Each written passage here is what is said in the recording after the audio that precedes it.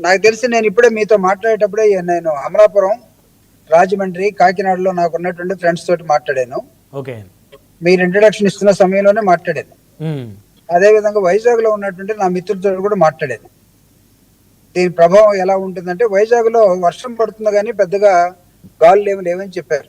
హ్మ్. అదే విధంగా కాకినాడ, రాజమండ్రి, అమలాపురం ఆ ప్రాంతంలో గాలులు కూడా బాగానే వస్తున్నాయని చెప్పారు. ఓకే. అయితే అక్కడ ఇళ్లలో కూడా కరెంట్లు కూడా తీసేశారట, కరెంటు కూడా లేదు. అవును. ముందు జాగ్రత్త చర్యగా హ్మ్. ప్రాణ నష్టం జరగకుండా రైల్వే లైన్స్ ట్రైన్స్ కూడా ఆపేశారు ముందుగానే. అఫ్ కోర్స్ అది మన కంట్రోల్లో లేకపోవచ్చు. ఆర్టీసీ బస్సులు కూడా తిరుగుతున్న బస్సుల్ని ఈవెన్ బుక్ చేసుకున్న టికెట్లు కూడా క్యాన్సిల్ చేసి రాత్రి బస్సులో పోవచ్చు అని కూడా చెప్పారట.